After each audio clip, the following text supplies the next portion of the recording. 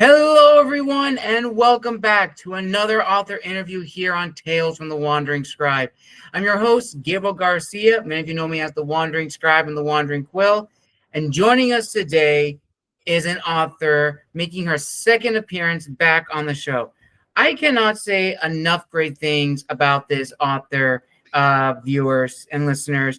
She is an incredible storyteller. She is the author of the Seven Realms universe, which includes a pair of interwoven fantasy series that balance heartfelt romance, relationships, and finding a sense of belonging in the unlikeliest of places, with taking risks to protect who and what matters most to us and overcoming challenges both magical and mundane. She began writing at a very young age. She has been featured in her hometown. She's done a whole bunch of book events. She has done panel discussions. She is a jack of all trades when it comes to everything creative. When she isn't writing, she enjoys painting with acrylics and watercolors, drawing, creating sculptures, making ball joint dolls, and crafting jewelry out of polymer clay, as well as designing miniatures from whatever materials she can find. She is an amazing person, and I had the opportunity to have her on my show to talk about the first book in another series, The Guardian, which, if you haven't read my review of it, I urge you all to go and check it out on my website. And in this follow-up author interview, we will be talking about another book in her series, Rift Rider, which was another great book I had the opportunity to read, which I have also featured on my website in a full-fledged review. So without further ado, I am so deeply honored and happy to welcome back a fellow author and a very dear friend of mine, Emily Lankow. Emily, welcome back to the show. Gabriel, thank you so much for having me. What a lovely, glowing introduction. I feel like I don't deserve all of that. I'm so flattered. It's always such a joy to talk to you. So thank you for having me back. And I am so excited to talk about my second series, The Fall of the Enclave, the first book, Rift Rider, this time. So just for a little clarification, in my Seven Realms universe, I have two different series, Guardian being the first book of its own respective series, Rift Rider being the first in the other series. So they're two separate series, different characters, a different plot, but because they take place in the same universe, there's some world building crossover stuff that happens across both series. So it's the kind of thing where you don't have to read them both, but if you do definitely get a little bit more out of the experience with like some returning characters and Easter eggs and fun things like that. So I'm very excited to talk about that other series. Thank you. No problem, Emily, no problem. And again, I am so happy to have you back on the show. And also, I want to say congratulations to all the stuff that you've been doing in your hometown, all the events, all the signings and everything. I mean, you have been absolutely busy. It's insane. So for our viewers and listeners, would you like to share with them what you've been up to since the last time you were on the show? Oh gosh. Yeah, there's been a lot going on. I have been doing all kinds of events locally on top of writing. I've done a handful of signings, when Rift Rider and its sequel Soul Seeker was released. I like to get involved in my bookish community. We have quite a few really amazing indie bookstores here locally that I like to do events at, including Bookin' It and Win City Books. I've done quite a few. I think my favorite thing to do lately has been a little event that I like to call Blind Date with a Book, which is, if you're familiar with the concept of like purchasing books and wrapping them in plain paper and writing the genre and a couple of tropes or features about the book without revealing what it is or who it's by, and getting together and doing like a blind swap where everybody can pick a book that sounds good to them that they might not have picked for themselves if they knew what it was or based just on the cover. So that's always fun to get out and connect with not only my readers, but other readers just in my community locally, get to know people, even find some books that I myself might not have picked, which is super fun because I'm a reader as well as a writer. And always love, one of my love languages is recommending books to people, being like, hey, I loved this, you have to read it. Like, that's just such a great feeling to recommend and be recommended to. So I've done a handful of those. I've done, gosh, you're testing my memory after a long day. um, I also I was invited to talk at my local young authors competition, which is how I got my start in writing. So I'll talk a little bit more about that later, I think. But that's been a lot of fun, and just keeping at it, keeping busy, and lots of writing in the background. So. Nice, Emily. And before we dive into the overall creation of Rift Writer and this series that's in the, as you said, a shared universe with the Guardian series, here's a first little fun / fan question. And my viewer asks, is there a facet of your personality that not a lot of people may know about you? Oh, I don't know. I think that's a hard question. That's a good question, though. I think something that not a lot of people know about me is how outgoing I am and the kind of humor I am. I tend to be very introverted, very private person. And so there are a lot of facets of my personality that you don't really get to see until you really get to know me and get to know me up close. And I've had a lot of friends surprised by my humor sometimes, because it's not something that I share with everybody. I've got to be really comfortable and really know who I'm joking with before I start bringing out some of that stuff. So nice, very, very nice.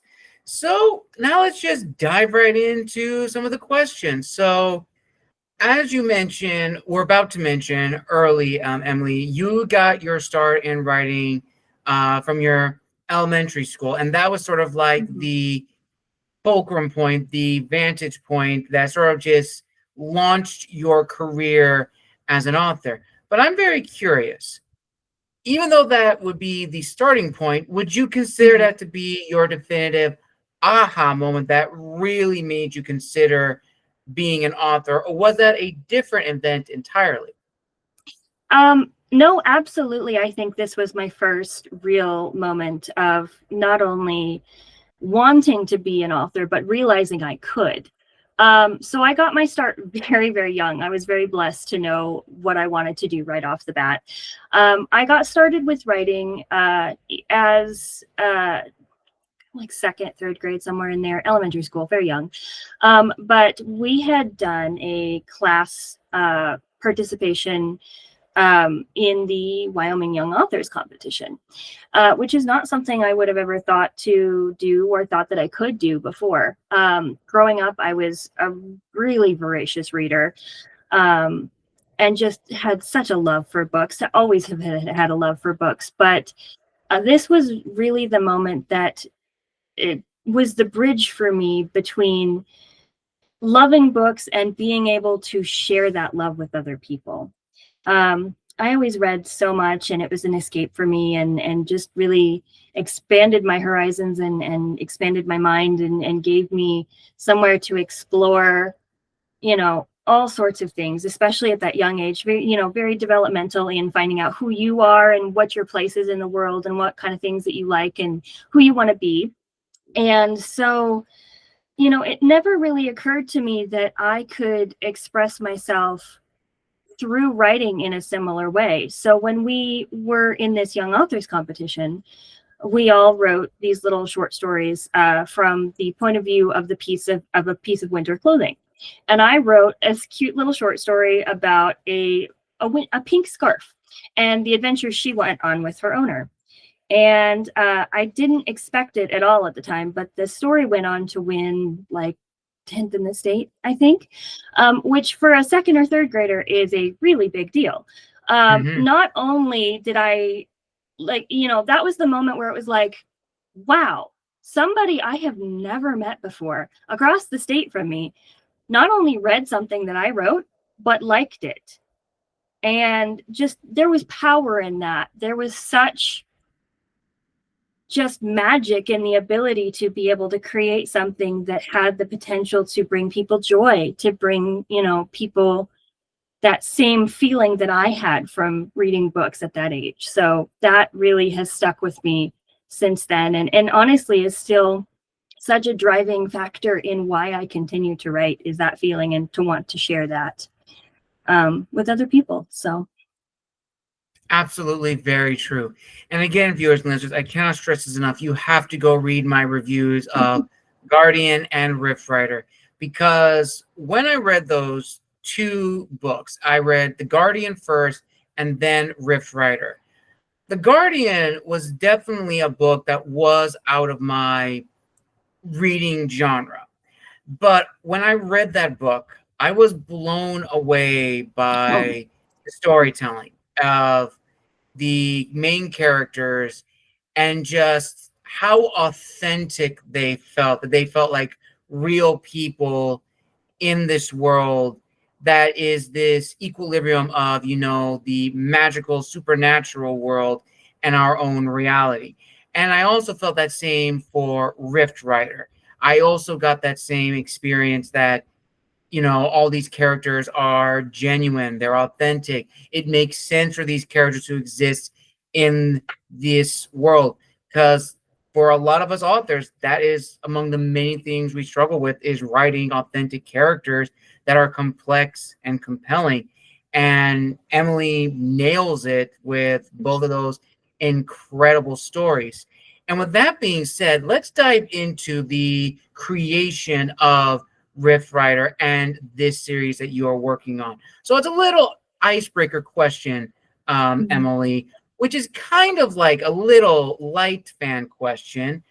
When did you write Rift Rider in your author life? And I think what the fan is trying to ask probably better is, at what point in your author journey did the idea of Rift Rider come about, and what was that like? Okay. So the creation of Rift Rider was incredibly sudden and very unplanned and really spontaneous in a really great way. So most of the time when I write, I get an idea for a story.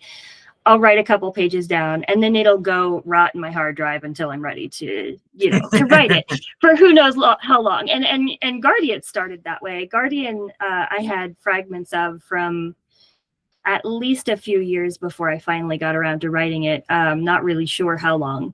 And of course it transforms over that time, but Rift Rider came so unexpectedly to me, and I can't even put my finger on what that aha moment was. But so I had actually just finished Guardian and was moving on to write the prequel to Guardian.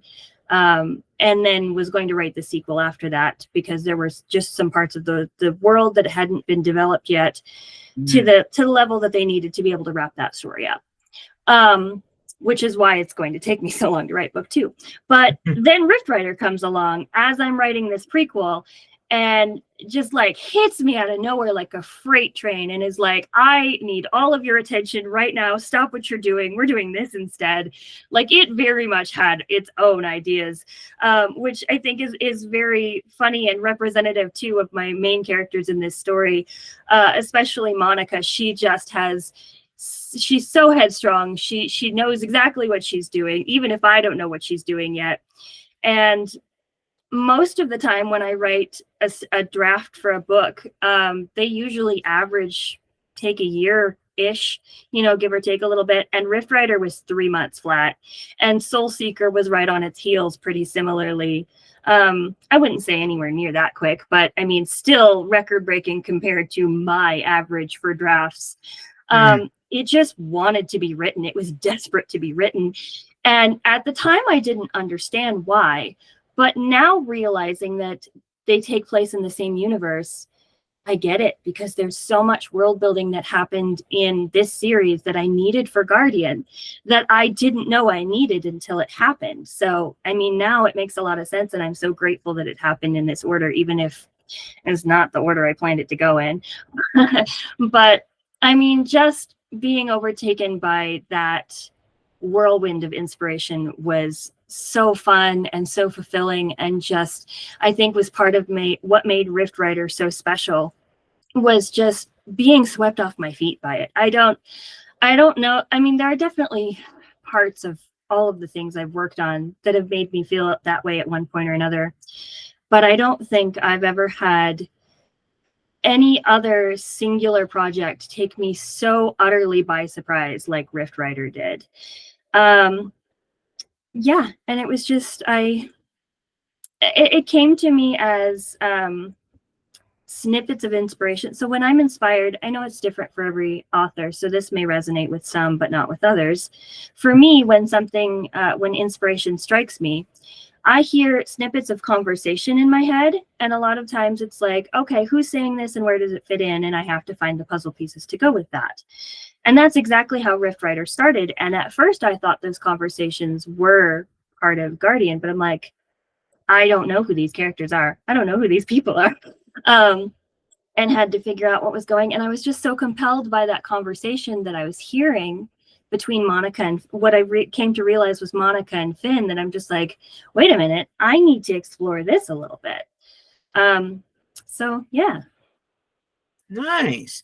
And jumping forward in time a little bit. So as you were drafting the first version of Rift Rider, like all of us authors, we always have a plan when it comes to, writing our stories. Ultimately, we want to have like a message at the very end. We want our readers to take away something from our stories. When you were writing Rift Rider, what was the message that you wanted readers to take away from this story? And did that message change from the initial draft phase to the published version? So again, with Rift Rider being so unexpected, I don't know that I had as much of a plan at the beginning on what this theme or message was. In fact, I think it's fair to say that most of the time when I'm writing a story, I don't always know what that message is going to be until partway through. A lot of it tends to be more dependent on the characters and their relationships and who they are and what's important to them, because I want my message to be something that's really important to people and really resonates. But that being said, Rift Rider very early on developed a strong identity, just as far as being, how do I say this? A really strong identity of standing up for what you believe in, and defending the people that are close to you and fighting for things that are important to you. Rift Rider, is in a world that the magic realm specifically is, ruled by a governing magical body that has a lot of biases and has a lot of, cruelty towards the rest of the world, and they make it a very difficult place to live in. And so while I never meant this series to get political when I started it, as the story progressed, it really started mirroring a struggle that's taking place in our own world right now, if in a little different way. I mean, Monica starts by having her life torn apart by the Enclave, who is so set on destroying or repressing anyone that's not a part of their organization. Monica is far from the only person they've done this to, and it becomes quickly apparent to me as I'm working on it that despite the wrongs done to my characters, this is meant to be a story of hope, of finding strength to stand up for what you believe in, even if it's scary, Absolutely. So would you agree that those are the themes that you want to showcase, and not just the Rift Rider series, but in all of your books that you are writing and will write in the future? Oh, absolutely. I think the entire reason I write is for hope, is to show people that they can do more than they believe themselves capable, and that it's important to stand up for the things that are important to them. And I think that those things will ripple across everything I touch creatively, honestly, just because it's so important to me. And I think in this world right now, it's so important to have hope, and it's so important to have joy, and it's so important to have strength even when things feel hopeless, because if we can't have hope and joy and stand up for what we believe in, it's, you know, a really scary place to be. Absolutely, very true. And when you look at these stories in particular, there's a blend of, you know, the realism of our world and the fantasy of the worlds that you have created. And it's a nice blend. I'm sure you have definitely read books that are very similar, or just, you know, have tried their own spin on what is the urban fantasy genre. And I like how when I was first reading these books, I did not consider these to be urban fantasy. I would consider urban fantasy. I would consider this, you know, uh, realistic fantasy or Like fantasy magical realism. realism. Yeah. Yeah, that's And the word, you know magical what? realism. That's a really fair assessment. And that's a really valid point. And I think that this leads into a really interesting conversation about genres in general. Hmm. When I first got started, one of the most difficult things, one of the most difficult decisions I had to make was how to categorize my books. And especially as an indie author, that's incredibly important, not only to get into an audience that you'll fit in with and that you'll find people that like what you're doing, but you know, it can be so hard to identify and really boil down, you know, the story to a couple of key essence, to pick a genre to begin with. Guardian wasn't quite as difficult, because I don't really I classify Guardian as urban fantasy so much as I do like fantasy romance, like YA Hmm. wholesome fantasy romance, clean Yes. romance, you know. That, I Hmm. mean, that was a little bit more clear cut because, you know, yeah. But Rift Rider was a lot harder to me because, you know, there were elements of urban fantasy there, but it wasn't as gritty as some urban fantasy can get. And it did tend to lean more magical than supernatural, which, you know, in itself is a like a foggy distinction sometimes. Right.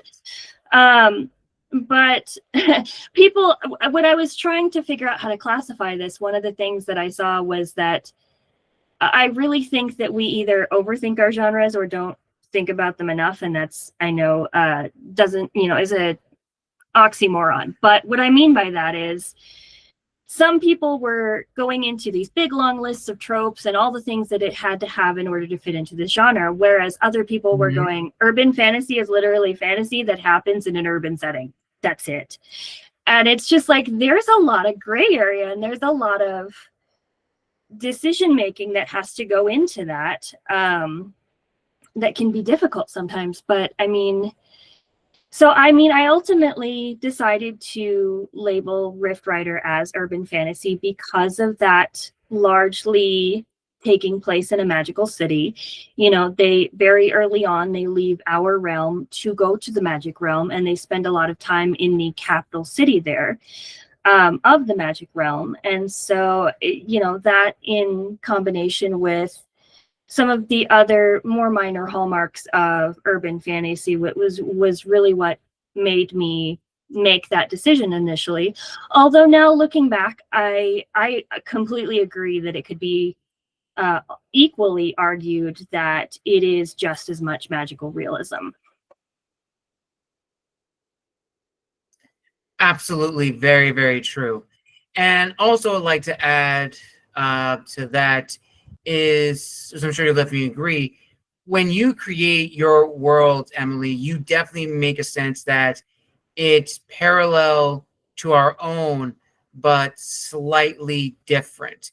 That there's a lot more what we would consider human elements in the fantasy world. Because generally we like to think that fantasy is completely separate from reality. But what you have done, especially in Rift Rider, you have created a society that does have magic, that does have the supernatural, but it's very much like our own. And it does touch upon a lot of very deep personal moments and feelings.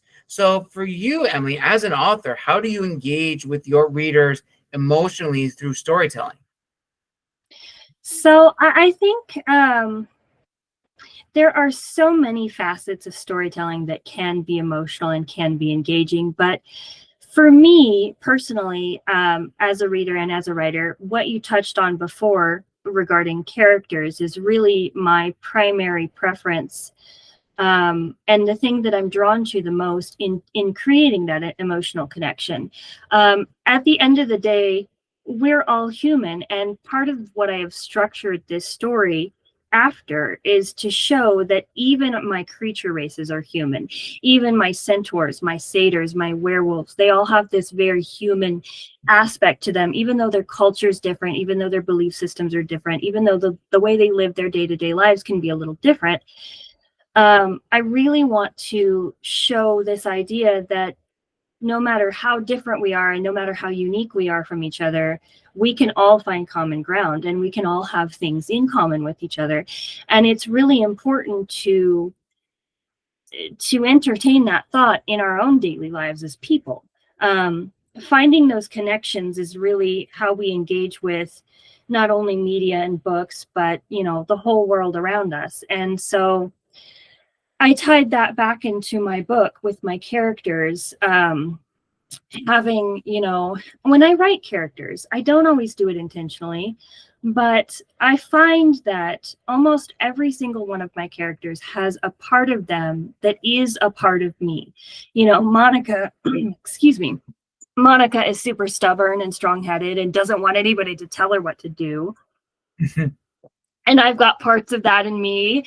Finn is this bright-eyed, naive, like just in wonderment of everything and not seeing the dark side, just wanting to see how wonderful everything is. And I've got that part in me too. And I think that being able to embody the fact that we all have different parts of each other is a really great way to connect emotionally with my readers, because it's my hope that in giving these little pieces of myself to my characters, that readers will find themselves in those same characters. Absolutely, very true. And kind of building upon that, in your opinion, Emily, which is more difficult for you as an author to write in your books involving your characters, a conflict scene or an emotional scene? That's a really difficult question, because usually for me, they're not separate things. They're the same.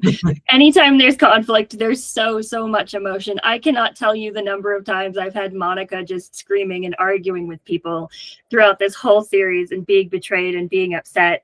And vice versa, having these big emotional scenes that, come across as conflict, but as they work through them, and are shown that they're not alone and that they have support to work through them, they don't have to seem so confrontational as a conflict. I really truly don't think I can have one without the other, or I don't think that I can have one without the other in a way that it is done well, I guess. So to me, there should be emotion in everything you do. Very true. 100%. Absolutely. And going back to what you talked about earlier, that you're a voracious reader. You absolutely love reading, which I think as authors, that kind of comes with the territory. We're always going to be reading. We're always going to be inspiring. And that's actually, before I get to the question, this actually is a really good question, a fan question that one of my viewers did want me to ask another guest on the show. So I'm going to ask you this question. And their question was, whenever you are thinking of a new idea for a story or you're writing, do you not read on the side as like a hobby or as a distress, because you're afraid that you may accidentally take an idea or plot element from that book and incorporate it into your own writings? So I think this is a fabulous question. And this actually touches on something I used to do more so in my early writing days, more around high school, just out of high school in there. There was a period of my time between graduating high school and about like 2020, 2021 that I had completely stopped reading altogether. And part of it was like the busyness of adult life, but part of my justification was also that exact point. Like, I am so like just immobilized with fear that I don't want to accidentally plagiarize something that I'm not going to read, especially not in my genre that I write in. And for a while, I truly believed that that was the right thing to do. But honestly, now having not only come back to reading as an adult for pleasure and for joy and for entertainment, but also for research as my writing, I think that it's so important to be aware of the things that are popular in your genre, that are popular in general. Like, it's so important to know what you like as a reader, so you can have a better sense of when something is done well and how to achieve the thing you're wanting. I mean, it is, sometimes still difficult not to necessarily be inspired by particular systems or the way things are done. But for me, I think it's a lot easier to be aware of more specific things, such as like, oh, they did this in their magic system and I really liked it. To be careful to not necessarily one for one, take that concept and run with it, really. But writing and storytelling is such an amalgamation of ideas. And there's that old cliche about no idea is truly original. It's just about how you put your own twist on it. And I really think that, unfortunately, to some extent, that is true. And so people have done angels, people have done portal fantasies. It's not about having something that's entirely new. You're going to, smash your head against the wall trying to come up with something completely new. And it's just not possible. Like, period. There's too many ideas that have been done. There's too many people in our world to have a truly 100% unique idea. I don't think it can be done. That being said, that's maybe a good thing, because it's in those, unique in between areas, or those amalgamations and combining of different things that you like, and hybridizing, different aspects of different genres or stories that you've enjoyed in the past, that you can really sometimes create something entirely new. That's not to say not still be careful about, intentionally or unintentionally taking a little too much inspiration for certain things. But I would argue that it's equally as important, if not perhaps more important, to read and read voraciously, especially in the genre you love, because it's flexing the same muscle, or pretty close to the same muscle, as actually writing. And reading will make you a better writer. I 100% agree. And also, to add on to this notion that, no idea is very much original, we're all copying from everybody. I definitely think that as authors, when it comes to writing stories, we have to know from the get-go it's a tightrope act. You don't want to write a story that's so original that's going to throw people completely off track, but you don't want it to be so familiar that someone could say, oh, this is literally Game of Thrones turned on its head with all that stuff. It's this fine balancing act where you want to showcase your individuality, but you also have to know, by doing research and reading, there's an expectation within each genre from a reader's perspective of what kind of stories they like, what type of characters they enjoy, what type of story arcs are found in each book, and so forth. And that comes with a lot of research. And on this topic of research and reading in your genre and getting comfortable, for you, Emily, what really drew you to writing fantasy specifically? Oh man, I don't think I could pinpoint where it started. I have truly always loved fantasy. As a kid in elementary school, that was always my happy place, was going into these magic worlds where, anything was possible, and I could, escape reality for a while, and there was dragons and there was magic and there was all of this stuff. I couldn't tell you where it started. I've always had such a love for fantasy that it's just unparalleled. I remember being in elementary school and waking up early in the morning, like 4 or 5 a.m. before school, and having my little flashlight under the covers and reading and falling asleep with my face in the book before I had to get up for school, just because I was so desperate to get more pages in. I just couldn't stop myself. Nice, very nice. Yeah, you and I would definitely have been friends growing up for sure. You and I would have definitely been in the library reading a bunch of books for sure. That is amazing. For me, I was never a kid that read underneath the covers. I would definitely stay up late reading. That's kind of me now, as I'm now kind of slowly becoming a night owl with my writing and reading.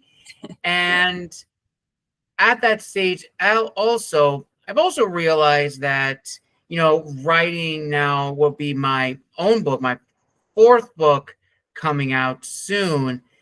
It's sometimes not easy. I have had moments where I've had to take a step back. I have had the blues when it came to writing, and not a lot of people really take it into account that being an author in the world of the creative industry, next to probably editors, narrators, and artists, is probably one of the most lonely experiences and the most lonely feelings in the world, because it's just us in front of our computer, or if we're going old school with a notepad and pencil or a typewriter. I have met one person who has typed all of their books through a typewriter. Kudos to them.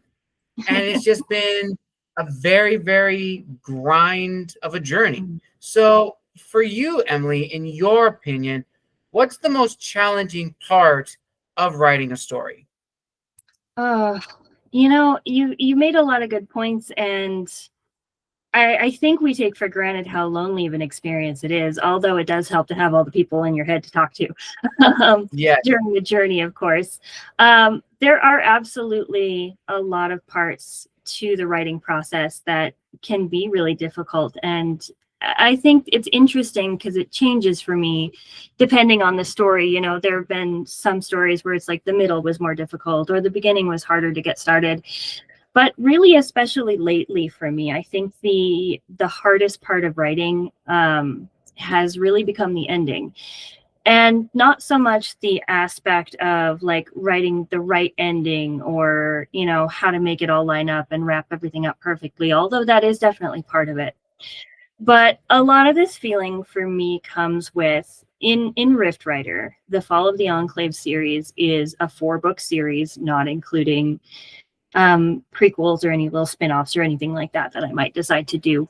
But I am currently in the midst of writing that 4th book, and I don't think it really hit me how difficult this last book was going to be, because despite all of the planning and all of the preparation, nothing could have compared me or could have prepared me for the grief that comes with finishing a project, especially a project that's been a part of your life for so long. I definitely struggle with the aspects of this, of all the pressure I've put on myself, how long I've worked on this series, how much I've built it up, and how much I want this ending to be perfect, or as perfect as anything can ever be, because nothing is truly perfect. But I really didn't anticipate how profoundly coming to terms with the ending of this series was going to be. And while I'm simultaneously so excited to write this ending so that my story can be out there in the world and have everybody experience it, it has been such a struggle to write this last book, even though, everything's outlined. I know where it needs to go. All the words are there. All the planning's there. Just getting it out has been like trying to rip my chest open with a ballpoint pen, basically, because it doesn't want to come out, because there's part of me that is scared of letting go of, not having these characters be a part of my daily life anymore. And even though they're fictional, it is a very real grief. It feels very like losing a pet or a friend. And I don't think anything could have prepared me for that. It was kind of surprising, honestly.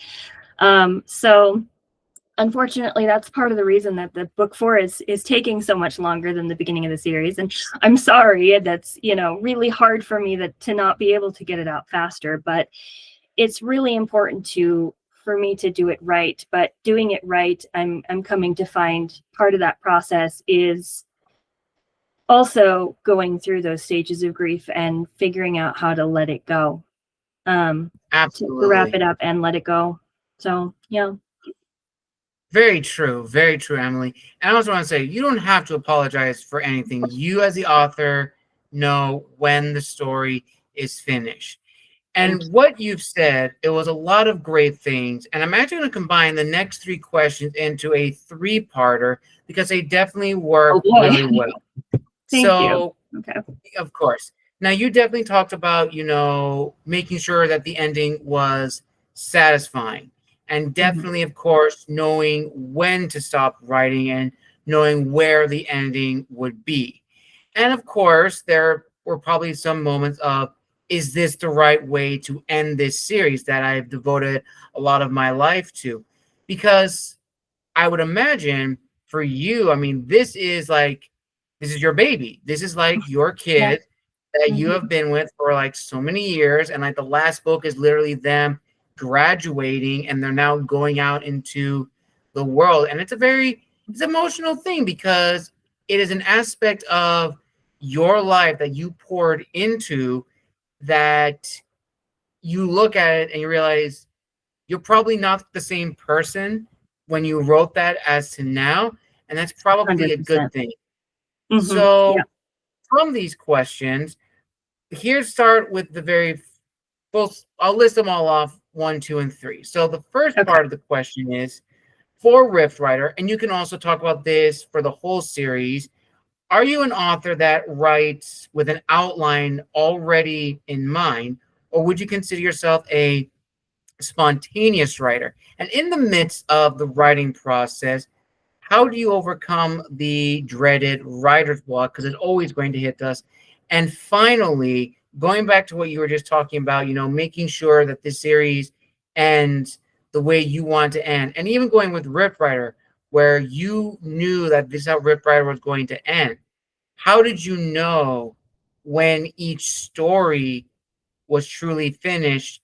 And building upon that, when did you come to terms that this is how the series is truly done? Yeah. So those are all really great questions. Let's break it up a little bit to kind of try and help keep me on track and keep my thoughts Okay. sorted. So can you start with that first part again, please? Yes. So let's start with the first part of this question, which is when you were writing Rift Rider and, of course, the overall series, are you a person that likes to be very detailed with like a clear outline, or do you like to have a very loose outline and be a more spontaneous author? Mhm. So this is something that has evolved a lot over my writing career, and something I'm very glad that has evolved because I think that this process has made me a much better writer. I like to say there's balance in everything, and that's very true, especially here. When I first started out, I was very much a pantser. I did not outline a lick of anything, basically. And which was very fun. It was very exciting. There was always this novelty to not knowing where a story was going to go, and that was exciting. But I also found that it was very difficult because it set me up for a lot of problems later on, especially in like editing phases and such.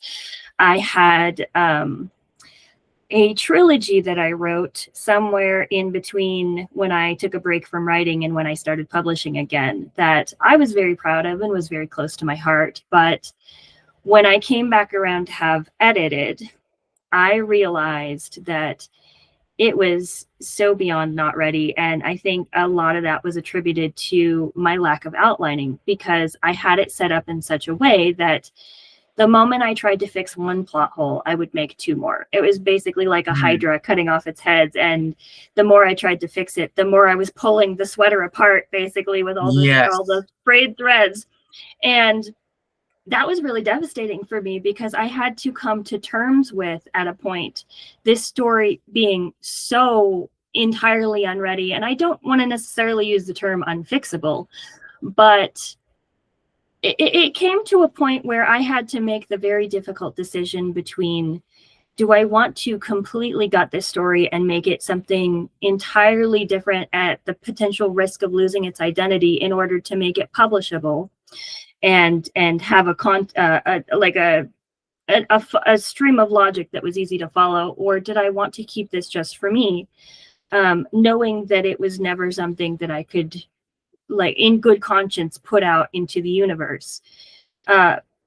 And that was such a difficult decision to make that it actually made me quit writing for like 2 years, which was a really devastating thing to go through. And I wouldn't wish upon anybody, honestly, because those couple of years in which I was not writing, I mean, I was still doing other creative things, but the feeling when I finally came back to writing again after thinking that I might never write again was like rediscovering a part of my heart that had been missing. And it was really valuable to have, because that feeling of coming back to this thing that I have always loved and has always been such a big part of me was fuel to my fire on even the hard days when I feel like quitting, remembering how it felt to quit even for a couple of years and never wanting to feel like that again. That being said, that whole experience has really driven me to become more organized with my writing and with my outlining. And even though I don't love outlining, honestly, who does? It's really kind of encouraged me to force myself to write with more structure. So I'll start a story and I'll get, a little bit in there, a couple chapters, whatever. And then I'll force myself to sit down and really kind of analyze, okay, where is this going? Let's outline, even if it's broad strokes. So that way I don't get stuck somewhere in the middle going, here's where I am, here's where I want to be. And everything in the middle is just pudding. So, I think outlining is such an important part of the process. Now, it's important not to necessarily overcorrect and outline so much that you lose that novelty and you lose that excitement of not knowing what's going to happen, because, even if I outline all of the broad strokes, things can change so dramatically in 2 lines of dialogue that I never saw coming. So, I mean, I think there's definitely a lot less danger of over outlining than there is of under outlining, at least for me in the way that I write. I can't say that that would be true of everybody, but all that to say, I think that having that balance is really important, because not having an outline at all can make more work for yourself in the end than at least having a mid outline somewhere, to start off with. So very true. Very, very true, Emily.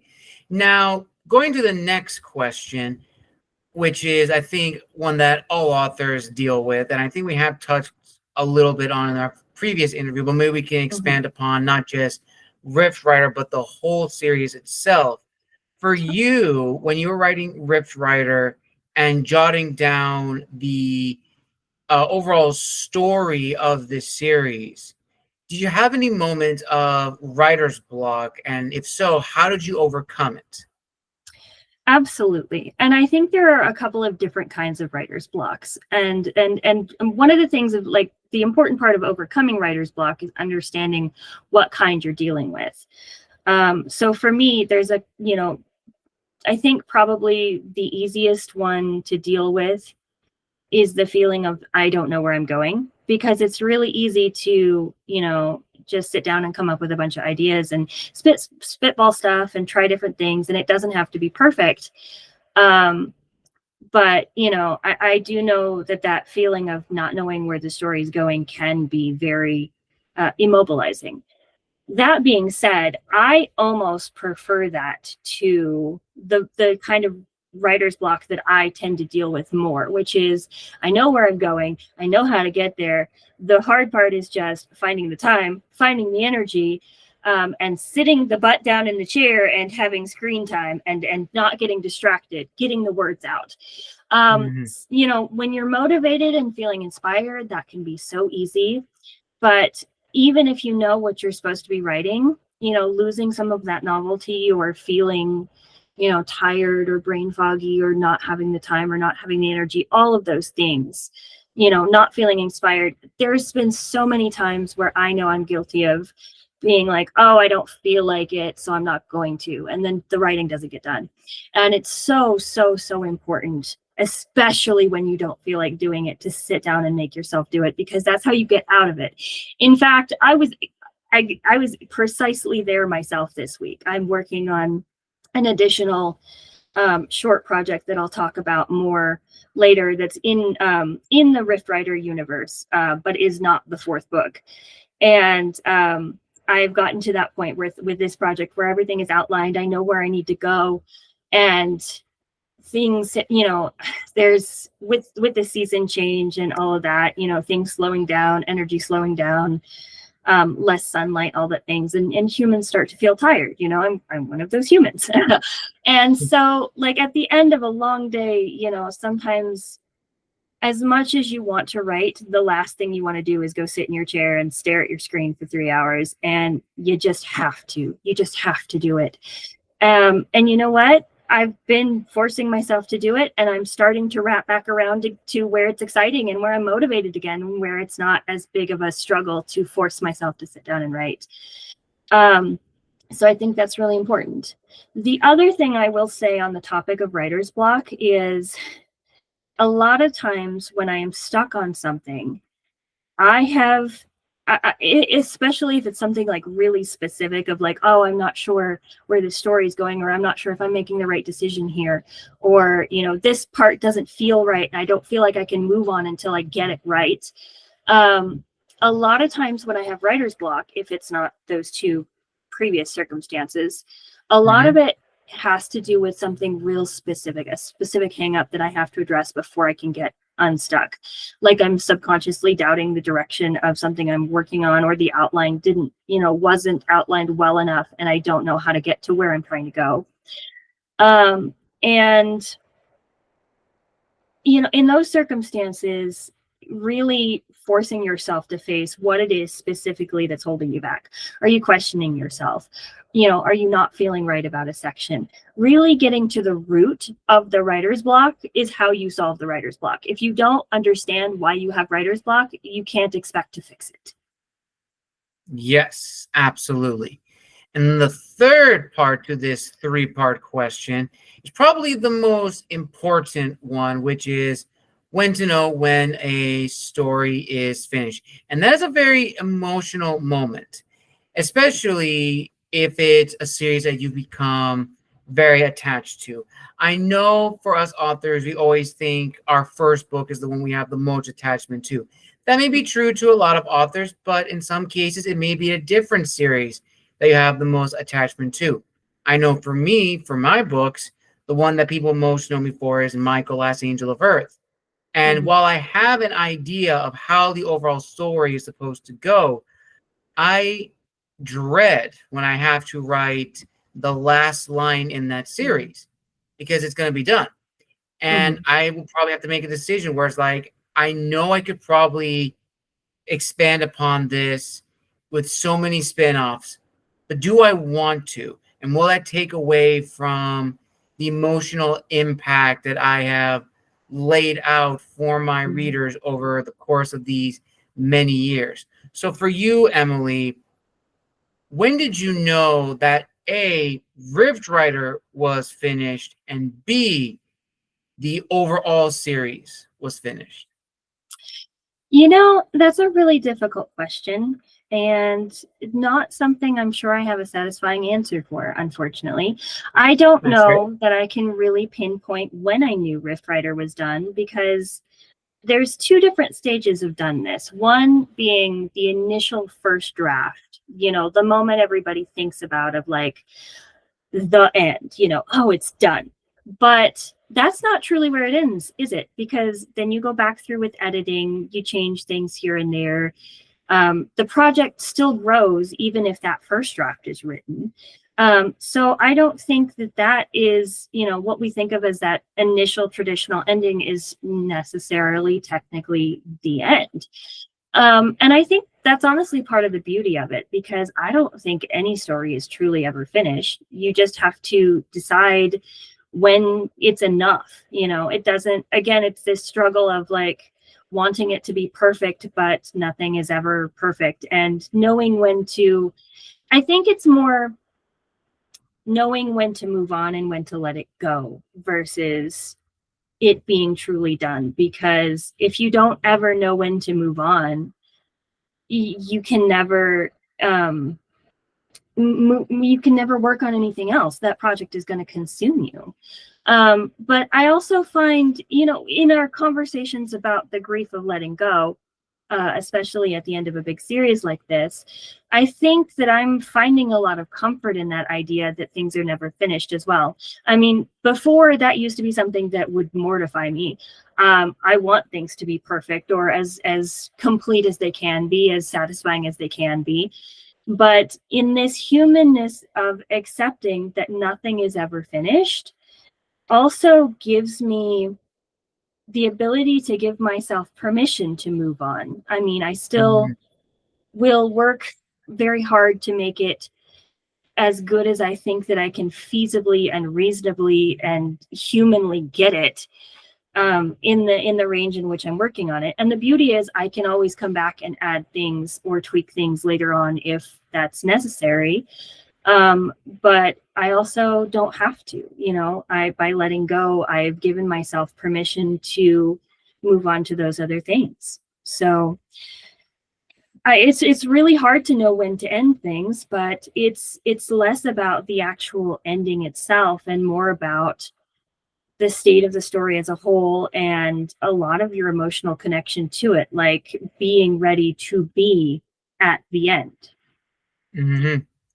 Absolutely. Well spoken, Emily. Well spoken.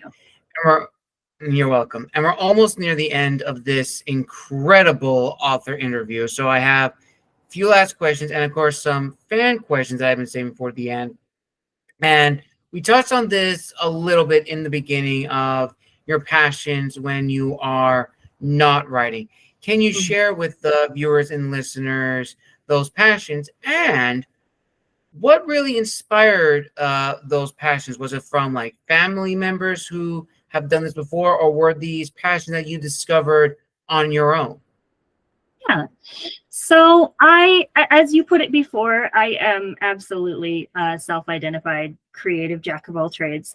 I always joke that I have to be doing something creative or I will lose my mind, which puts me at a really interesting black sheep kind of position in my family, because I don't really have a lot of other family members that do most, if any, of the things that I like to do in my spare time, which is really interesting because I don't know where all of this comes from. I mean, I do know that there are some creative elements that I can see throughout my family tree, but I don't think that any of my family members have really done as many things as much as I have done. And I think that part of it is truly that like creative obsession. I mean, it's like a bug when you get bit with it and you just can't help yourself. And I think that's part of the reason I have so many different hobbies. I mean, I paint, I draw. I've taken a foray into digital art lately, which some of my readers will have seen because I've done art for my stories with it, which is really really fun as well, because that other creative things that I do have become a part of my writing process as well. So when I get stuck writing, I'll go do some art related to the project, and it'll usually help reignite that excitement or get me unstuck or whatever. I also do polymer clay sculpture and jewelry. I do multimedia art. Really, it's kind of whatever I'm feeling at the moment. Yeah. Absolutely. Very, very true. And I like that. I like Thank that you you. are a creative jack of all trades. It's really, really cool. Thank Now, you. Well, you're welcome.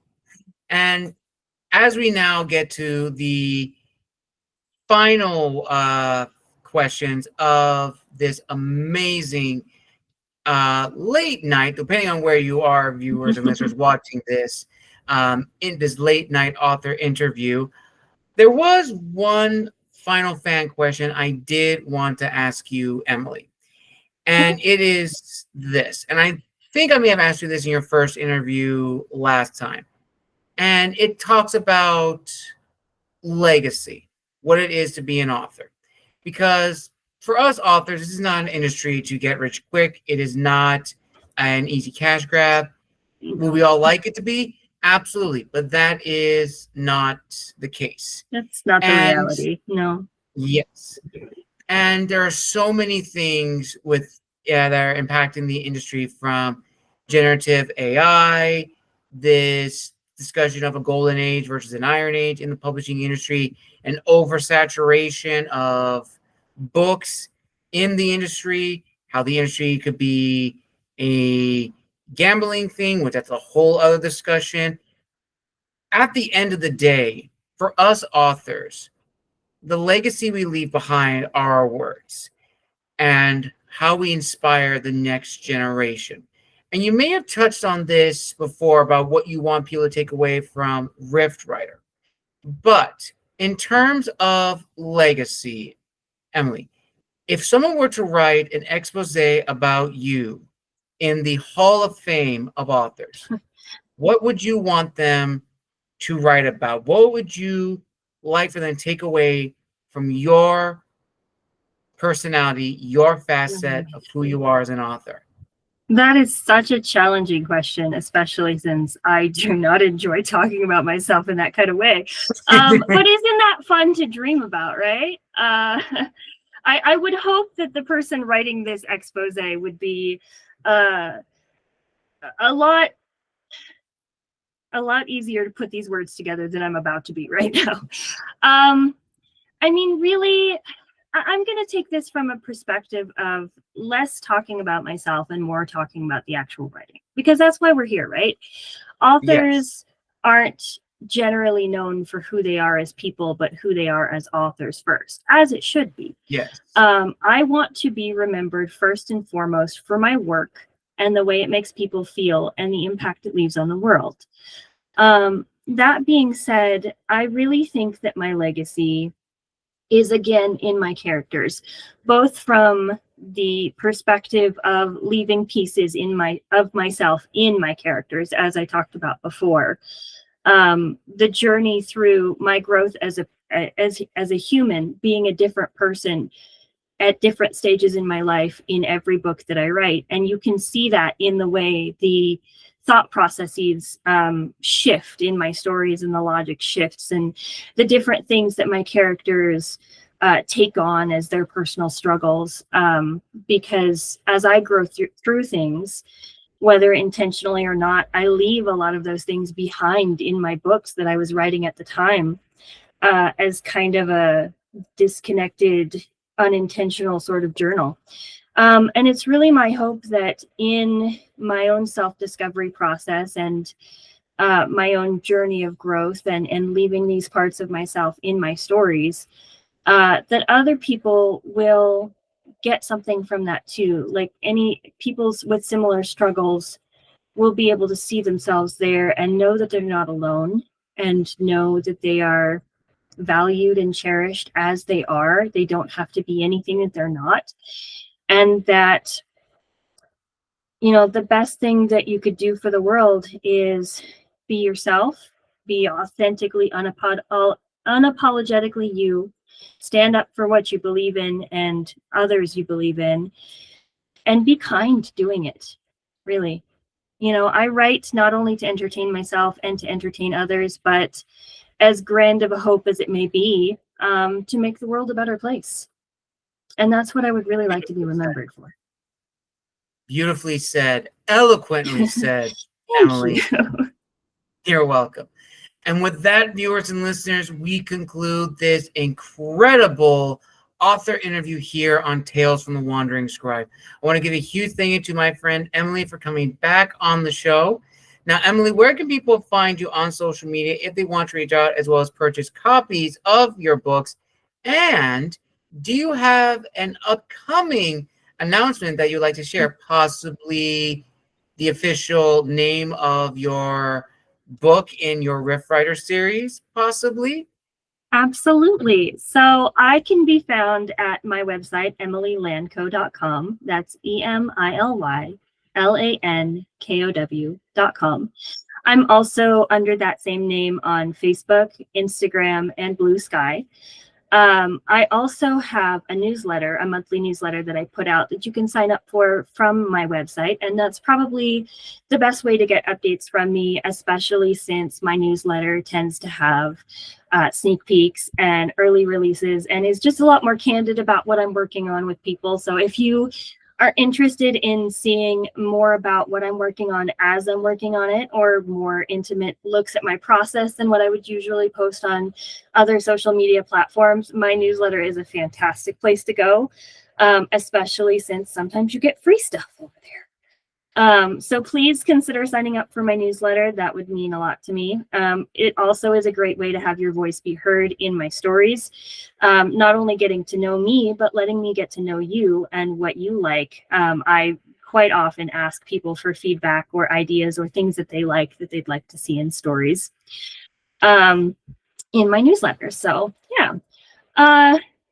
On that note, with the Rift Writer series, I talked about it being 4 books. There are only 2 out right now, I recognize. So Rift Writer, my first one, and Soul Seeker, my second book. I do also have the third book mostly finished and ready to go, but I've talked about it a little bit, but the official title for book 3 is called Deathbringer. Hopefully that title doesn't scare you guys too much, but there's a lot of intense plot twists that happen in that book that I wasn't even myself prepared for at some point. I was considering teasing the cover for that a little bit, but I also know that I promised you guys that I wouldn't actually do a traditional cover reveal until book 3 was ready to go, and book 3 kind of can't be released until book 4 is ready to go, which is still in the works, so it'll be a while. I don't want to get you too excited. This is not a cover reveal, but I'm going to very quickly flash book 3 across the screen, so take your screenshots. But I'm very excited about the colors and everything that went into this one. It's been killing me not being able to share it, quite honestly. But so keep an eye out for book 3 and book 4 coming together, more likely than not, at least several months out. So we're still not quite close there yet. But again, the best place to get those early updates, to be the first one to know when it is getting close, is my newsletter. Which I will link all down below in the description of this video. And once again, viewers and listeners, I urge you all to go and check out my reviews of Guardian and Rift Writer, which are found on my website, with the links to Emily's website where you can purchase a copy. And be on the lookout for Crucible as well, because I will be ordering a copy as well as reviewing it and posting it on my website. So be on the lookout for that. And as always, viewers and listeners, thank you so much for your love and support. Make sure to like, comment, and subscribe to stay up to date with all new details, and sign up for my newsletter as well to stay informed about upcoming events, book releases, and more. And until next time, this is the Wandering Scribe and the Wandering Quill signing out. Wish you all a wonderful day wherever you are in the world. A huge thank you again to my friend Emily. I wish her the very best with this series. She's a talented author, and I wish her again the best of 2025 and the best of 2026. And until next time, have a wonderful day, everybody.